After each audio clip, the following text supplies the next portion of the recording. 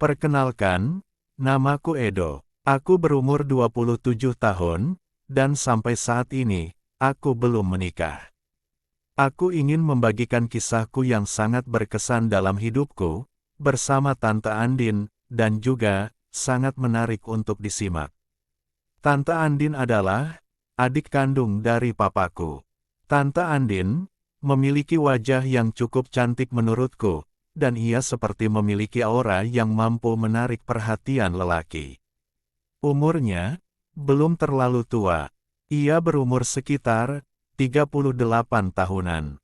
Ia baru saja bercerai dari suaminya karena masalah KDRT yang dialami oleh Tante Andin.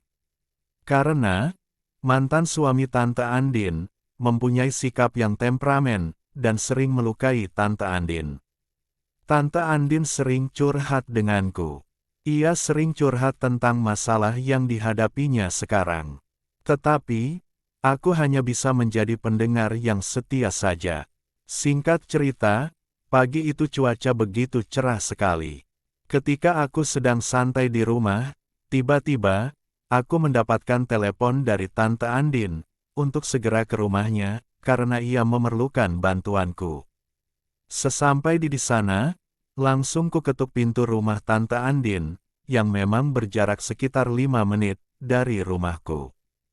Tante Andin mempersilahkanku untuk masuk ke rumahnya. Aku disambut dengan pemandangan alam yang sangat luar biasa. Karena, ia hanya berbusana, dengan busana yang sangat sederhana sekali. Sehingga, aku bisa dengan jelas memandang pemandangan alam perbukitan yang begitu indahnya. Tetapi, aku hanya bisa menelan ludah saat melihat pemandangan indah yang terpampang di depan mataku. "Tante, ada apa Tante menyuruhku kemari?" tanyaku penasaran. "Edo, kamu punya uang gak?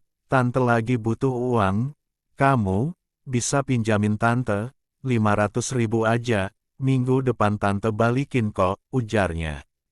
Karena aku kasihan dengan tanteku, aku meminjamkan uangku kepadanya. Karena ku tahu kondisi dia yang sekarang, yang hanya mengandalkan pemasukan dari jualan sarapan pagi. Hari demi hari berlalu, tidak terasa, seminggu telah terlewati. Aku pun mencoba untuk ke rumah Tante Andin, bertujuan untuk mengambil kembali uangku, yang dipinjamnya 1 minggu yang lalu. Sesampainya di sana, aku mengetuk pintu. "Tante Andin," panggilku dari luar. "Iya, masuk saja, gak dikunci kok," teriaknya dari dalam. Ternyata, ia baru saja habis mandi. Ia keluar dari kamar mandi, dengan menggunakan handuk. Spontan saja, saat itu, pikiranku seperti berperang. Aku pun duduk di sofa, dan tante pun duduk di sebelahku. Dan tidak habis pikir, bukannya ia ganti busana dulu, ia malah dengan santainya, duduk hanya dengan apa yang digunakannya itu. Sambil diam-diam, aku bisa melihat pemandangan alam yang begitu indah, dan jelas, dengan bukit-bukit yang tinggi. Karena terlalu fokus, aku sampai lupa dengan tujuanku. Aku pun tidak berbicara tujuanku ke rumahnya. Karena, aku gak enak untuk menagih uang, yang telah dipinjam olehnya. Tapi, aku sangat membutuhkan uang itu. Dengan berat hati, aku mencoba untuk menagihnya. "Maaf Tante, sudah ada belum uang yang Tante pinjam minggu lalu?" tanyaku. Jujur saja, aku merasa berat sekali untuk menagihnya. Tanpa menjawab, ia langsung menangis, dengan meminta maaf, kalau ia belum ada uang, untuk mengembalikan uangku. Aku sungguh kasihan padanya. "Oh, ya udah, kapan-kapan saja Tante bisa mengembalikannya kok," jawabku kepada Tante Andin. Ia mengatakan bahwa ia memiliki banyak hutang kepada koperasi rentenir. Aku pun tak tahu harus berkata apa. Aku pun hanya terdiam, sambil memandang pemandangan alam yang indah luar biasa itu. Tanpa kuduga, ia menawarkan sesuatu kepadaku, untuk mengganti uangku. "Kamu mau gak, Tante ganti uangmu?" dengan cara, Tante akan bekerja sama denganmu, ujarnya, sedikit berbisik. Aku sempat syok, dan terkejut mendengarnya. Aku pun tidak berpikir panjang, dan di dalam hatiku, aku tidak akan menolaknya, karena inilah yang aku tunggu-tunggu. Emang boleh Tante, kalau kita bekerja sama, tanyaku kepada Tante Andin. Tentu saja Edo, asalkan, utang Tante lunas, jawab Tante Andin. Aku pun mengiyakan tawaran Tante Andin. Dan dalam sekejap, Tante Andin menarikku ke tempat peristirahatannya. Di sana, ia langsung bersiap untuk memulai pekerjaannya. Jantungku berdebar sangat kencang, dengan pemandangan alam yang tanpa batas. Tak berapa lama, kami pun bekerja dengan pekerjaan kami masing-masing. Aku merasa, seakan seperti dibawa terbang ke angkasa. Setelah siap bekerja, aku langsung berpamitan untuk pulang. Makasih ya Tan, anggap saja, hutang Tante sudah lunas, ucapku. Dia menjawab, Tante juga minta terima kasih ya, dan kamu, tolong jangan bilang-bilang sama orang lain soal ini ya, biar ini rahasia kita berdua saja, pintanya. Aku pun langsung pulang ke rumah. Aku terus membayangkan hal terindah yang pernah terjadi dalam hidupku. Dan aku mencoba menutupi semuanya ini dari keluargaku dan orang lain. Singkat cerita, 3 bulan pun berlalu. Ketika aku baru pulang dari rumah temanku, aku melihat di rumahku sudah berkumpul keluarga besarku. Aku pun langsung masuk ke dalam rumah. Aku sungguh penasaran, ada apa di rumahku? Kok ramai sekali, gumamku. Aku langsung masuk ke dalam kamarku.